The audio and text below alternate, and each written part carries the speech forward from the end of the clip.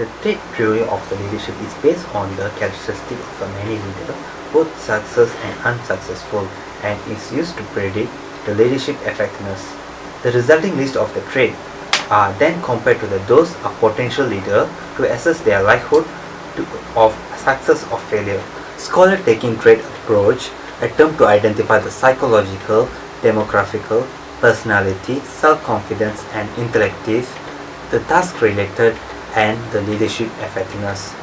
Some of the traits are achievement drive, leadership motivation, honesty, integrity, self-confidence, cognitive ability, charisma, emotional maturity, and many more. These theories are not responsible solely to identify whether a person will be a successful leader or not, but they are essential seen as a precondition that a leader people with leadership potential. Even if there is a certain inborn qualities that makes one a good leader, this natural talent need to encourage and develop. Self-confidence is actually developed. Honesty and integrity are matter of the personal choice. The motivations to lead come from within the individual and the knowledge is to be acquired. None of these qualities can be acquired in overnight. Therefore, due to the contradictions that leaders are born, scholars have to involve from the traits theory to the behavior.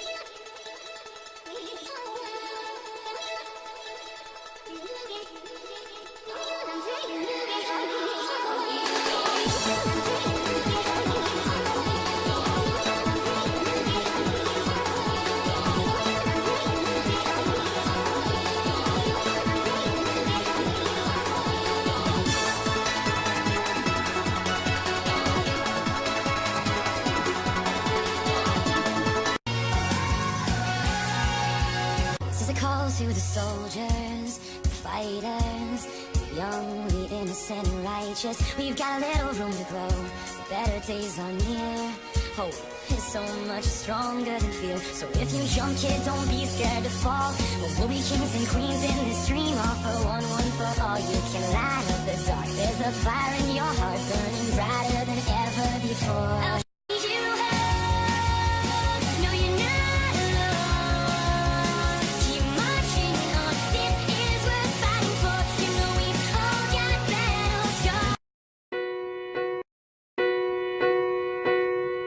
There's nothing I. It might seem crazy what I'm about to say. Sunshine, she's here, you can take a break.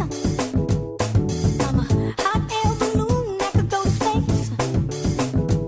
With the air, like I don't care, baby, by the way. Then I could say to you, baby, by the way. Because you, nothing I could ever. Clap along if you feel like a room do to make you see. On the roof, because clap along if you feel like happiness. What you mean to me? Behavioral theory assumes that the leaders can be made rather than are born. Successful leaders are based on definable and learnable behaviors. Unlike the previous grade theory and also trait theory, this behavioral theory of leadership does not seek inborn traits or capabilities. Rather, they look at what leaders actually do. Behavior is a giant leap from trait theory, in that it assumes that the leadership capability can be learned rather than be inherited. Leadership, according to this approach, is the result of effective role behavior. It is shown in a person's acts rather than his traits. This theory proposes that specific behavior differentiates leaders from non-leaders. It attempts to isolate behaviors that are differentiated effective leaders from the ineffective leaders.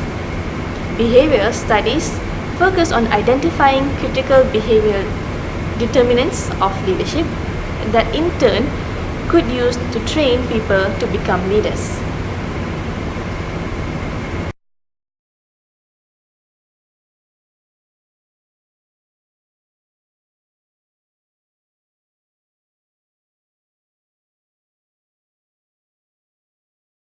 Okay, so we have discussed on details of this project. So we will have another meeting next week.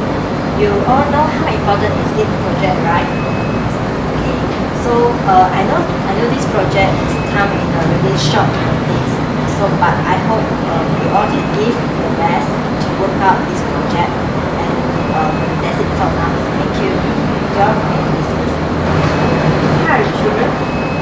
It has been a long time since I have seen them. Yeah, they're doing great. My son has just recently joined a national football team and is really excited. And my daughter, she just got accepted to University Malaya and I'm dropping her off this weekend. Wow, it sounds wonderful. So such a great news. I remember last time I met them, they are still small kids. So wow, they grew up so fast. Yeah, I know, time flies quickly. Lakshmi, you don't mind me giving you this project to complete by next week. I know you will be busy dropping off your daughter and you have this weekend, but I really hope you can take this project serious because it's really important to our company. I hope you will work your best in this project because you are always our best team. It's not a problem, don't worry. I know how important this project is to you and I wouldn't want to let you down. Thank you, that's great. I'm happy to hear that. So by the way, send my regards to your children. Sure thing, boss. See you next week. Thank you. Hey Subha, how are you? What are you doing this weekend? Hi boss, I'm fine. I could take care of my grandfather this weekend in the hospital. He's not feeling well. Oh, I don't know that. I hope he will get well soon. So is it okay? I give you the project to complete by this weekend. Yeah, don't worry. It shouldn't be a problem.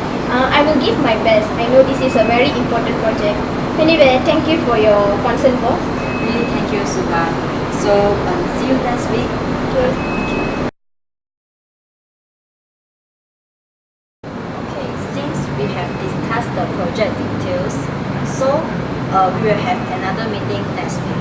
By next week, I hope every one of you can complete the project with your efficient work.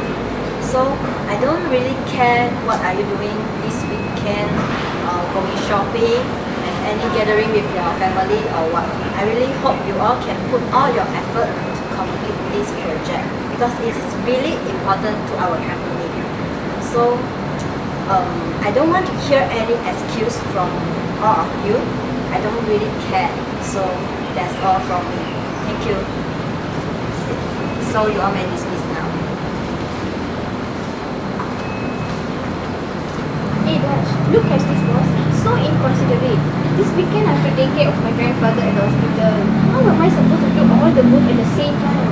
Yeah, exactly. She gave us such a short period of time and expect us to complete the project perfectly. She think we have no life, is it?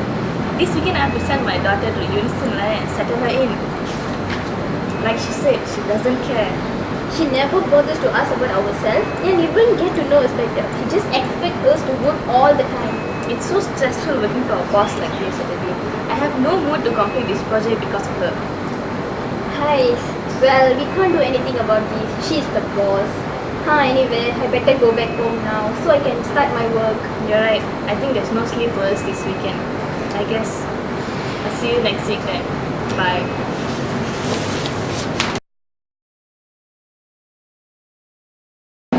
Contingency theory claims that there is no best way to organize a corporation to lead the company and also to make a decision.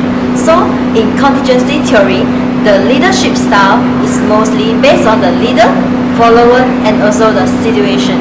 So for example, there is fielders least prefer co-worker contingency theory, and we can also call it LPC contingency theory.